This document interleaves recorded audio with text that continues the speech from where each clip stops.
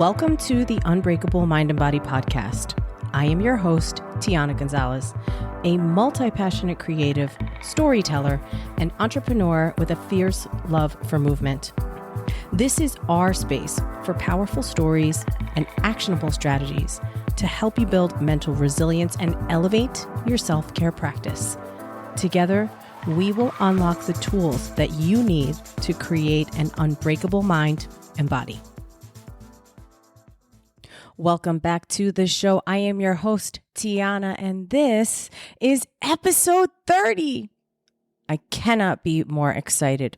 We launched this show on March 11th. I am recording this on Friday, July 11th, and this is the 30th episode. So exciting, so grateful to have you here. And I had a bit of a humbling experience a few days ago. I was out to dinner with my brother for his birthday, with his girlfriend and a few of his friends. And something was mentioned while we were passing appetizers around the table.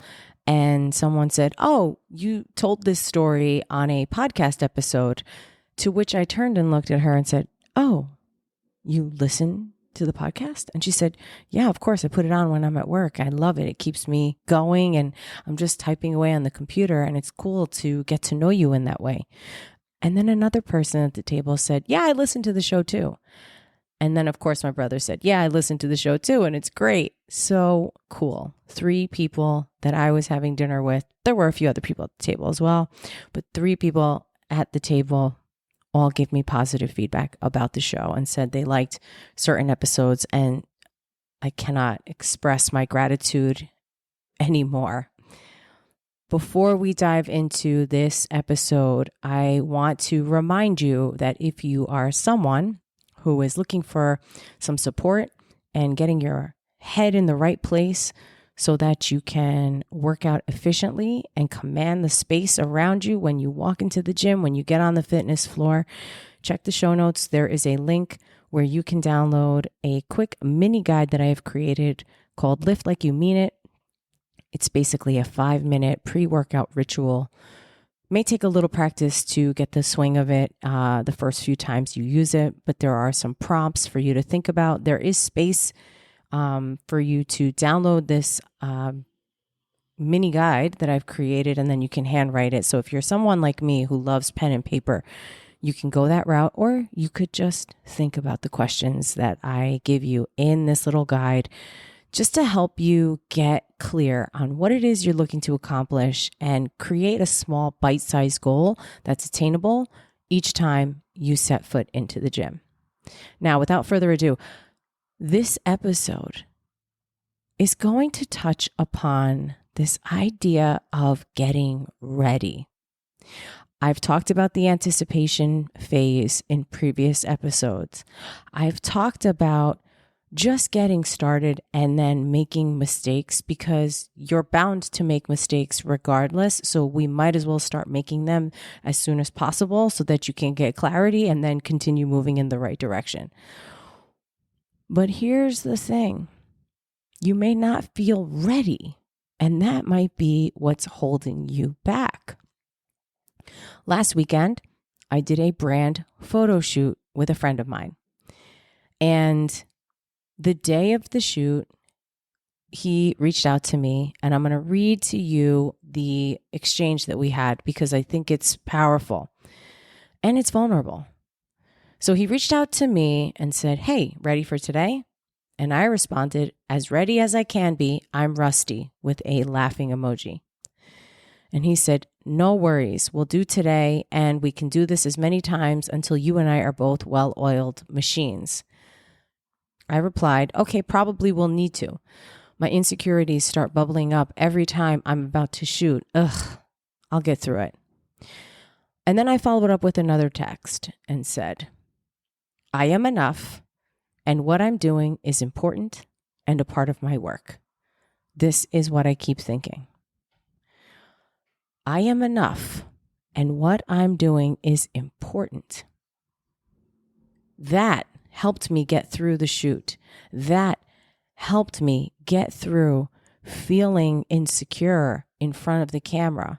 Now, I wore a cute matching set, a fitness outfit. We did the shoot outdoors. My midsection is showing in most of the photos because it's basically a sports bra and matching pants. And I have to be completely transparent with you. I do not love how I look in many of the photos. We took over 1,000 photos. So, of course, a lot of them were in between. A lot of them were me transitioning between pose to pose. A lot of them I'm breathing. I am a belly breather. That comes from my martial arts background. And so there are some photos where I'm looking at myself and I'm thinking, damn, this could have been a little bit better if I did this, or that could have looked a little bit better had I turned my hip a little bit more this way, or put my hand in this place, or maybe pulled in a little bit tighter. And as my friend said, we can do this as many times as we need to until we become a well-oiled machine. And the truth is that the more I work with a photographer, of course, the better the session is and the better work we create because it's a collaboratory effort. But the IFBB Pro in me, the perfectionist in me, the dancer in me is never going to fully love and embrace the finished product because I am my own worst critic. I can find a flaw in myself in every single photo of me. I can pick myself apart like the worst bully in the world. I wish I wasn't like that. I do see that trait as a bit of a flaw. And I can simultaneously say, wow, look how far I've come. Look at how amazing I look in this picture. I can look at the same photo and in one breath of air think I look amazing, and then in the next see something that I don't love or that I'd want to change. So really, the moral of this story is that I'm never going to feel ready. It's never going to be perfect, and the work is never done. But what if I could push that aside and look at the big picture? I told my friend, this is part of something bigger than me. This photo shoot is part of a project that I have set my sights on for a very long time and only just recently found the courage and made the investment to find a mentor to give me an organized process to follow that makes sense to me, that speaks to me, and that will be executed in a way that feels good from start to finish.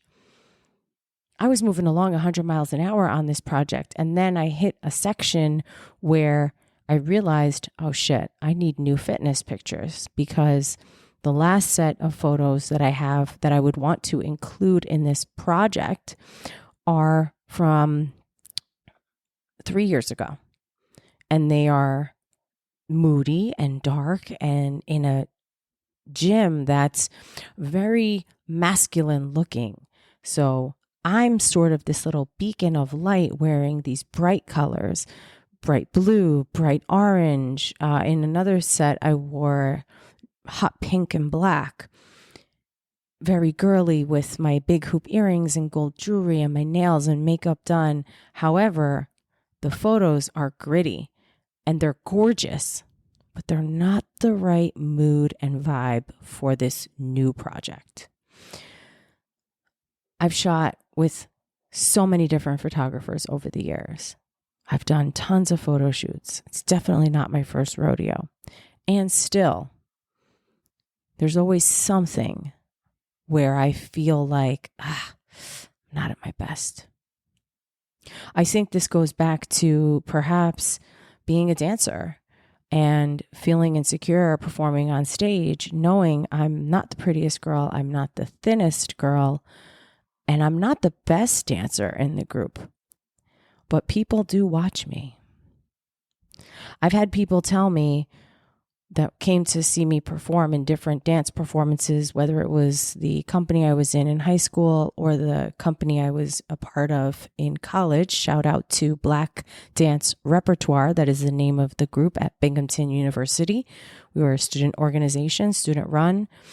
And I think my senior year of college, I was actually the vice president of the organization. So I loved that group.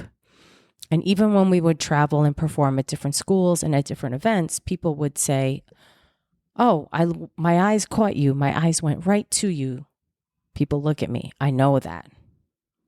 And yet still, there are parts of me that want to hide.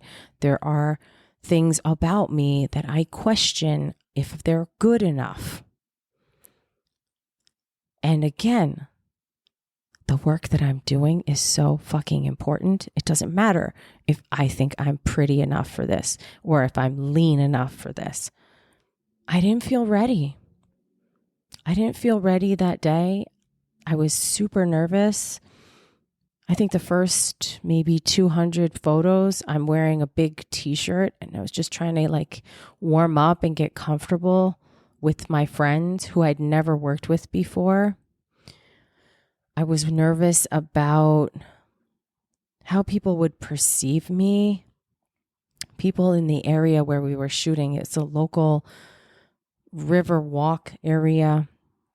So there's people on their bikes, there's kids in a local playground not too far from where we parked the car. I was worried.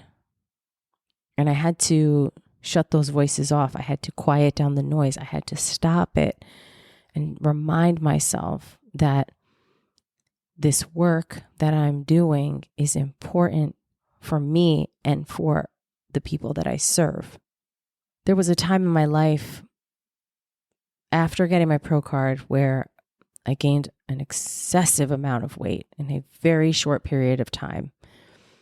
I got my pro card in 2010, and within the same calendar year, I gained over 50 pounds.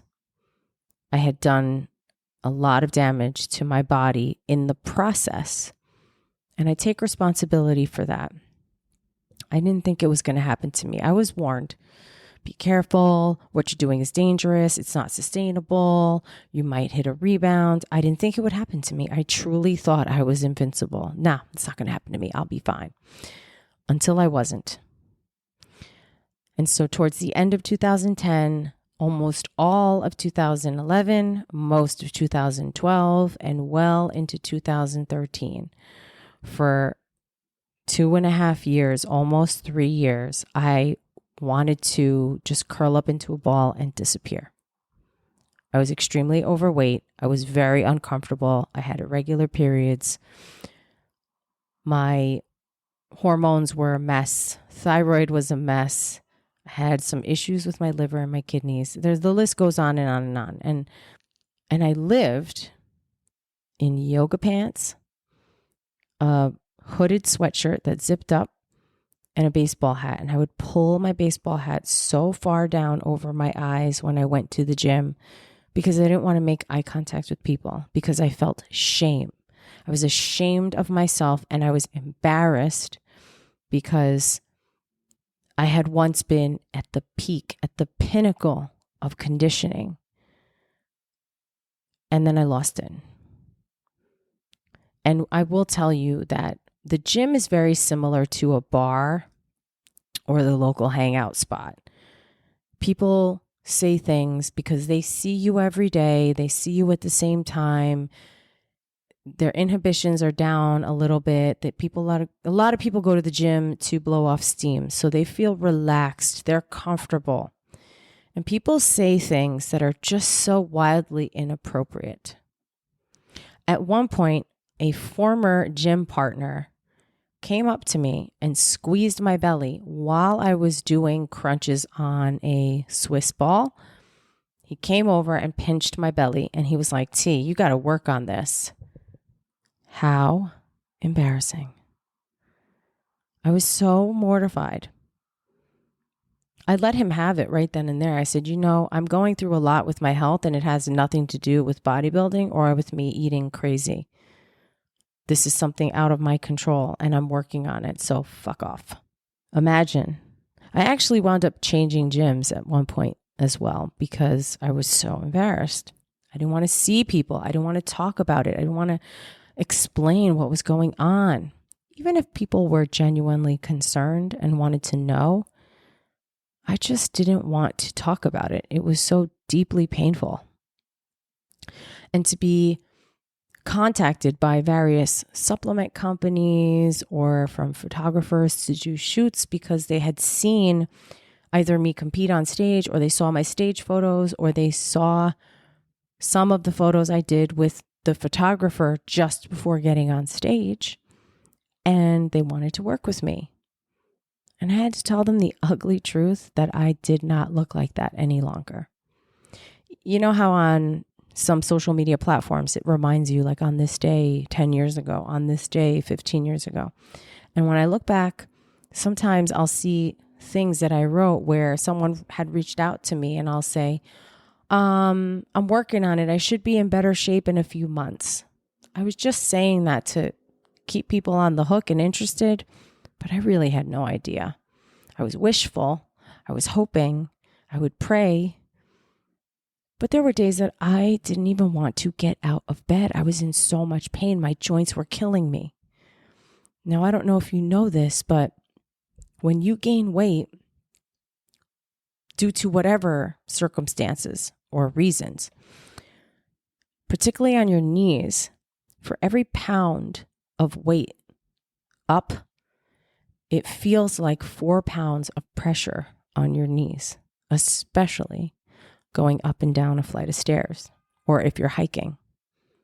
And little by little by little, I eventually found answers. I eventually started to feel better. I eventually got myself to a place where I wasn't as insecure being out in public. I would say it was probably around the spring of 2012. I was still struggling, but it was a little bit better. So to look at photos from last week, and I mean, I know what I weigh and I know what I weighed on the day of the shoot. And to look at the photos and see what I look like and look at my energy, I'm super proud of that. But if I only lived by what the scale said, or if I only went by what I used to be like, then I probably wouldn't have felt ready.